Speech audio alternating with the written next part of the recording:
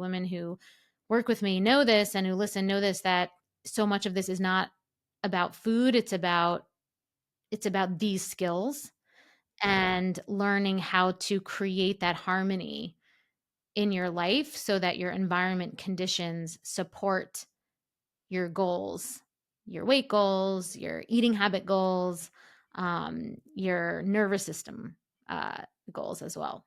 It's less about having to change something and fix. And I think that's a big theme too. Oftentimes we think we have to change and fix and all these things, when really it's just about readjusting and potentially growing something else that we haven't grown yet. It's that abundance mindset. We don't have to fit something into a small thing and have to make all these cuts. We just have and make all these edits or cut things out. We have to just learn how to grow our capacity and have more, but just have boundaries, communicate, all these things.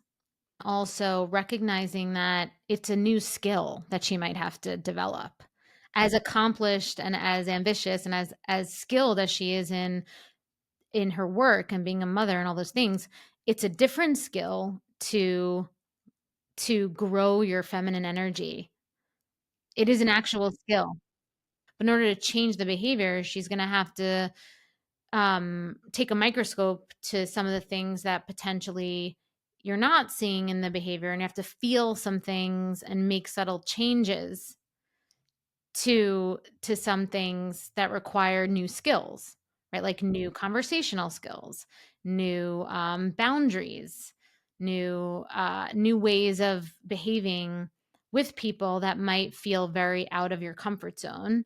And you're going to have to learn how to be with that new information that is born out of experience, right? It's really different when someone tells you how it's going to be, and they are like, and so it's going to be like this, then this is going to happen, this is going to happen. Then when you go out in the wild yourself and you actually get the information in your own cells and your own experiential information, the validated experience, the validated faith, very different. That is much more nuanced. That's much more colored.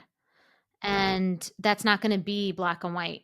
That's not going to be right or wrong. That's going to be, you're going to have to look at it in a new lens. I think that with changing your eating habits, especially as an emotional eater, I will give people directives to change their compulsive eating habits while also not feeling like they're on a diet or restricted. Then you try it and then you get feedback from that and you realize that it's like, oh, wow, I feel way more urgency to continue eating this. Let's say they continue eating anyway. You could say, oh, that's a failure. But it's not a failure because you recognize now that you maybe continue to eat with compulsion. You've clocked that. So now that's feedback, right? And so the next time you go out into the wild and you do the thing, the hope is that you took the experience that you had before, which was potentially disappointment. Just remember that you have a goal.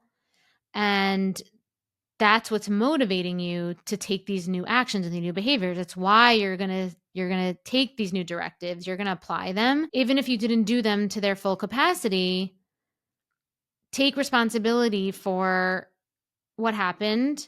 Recognize that you're disappointed. There's an inflection period when something didn't go right to either be a victim or be empowered.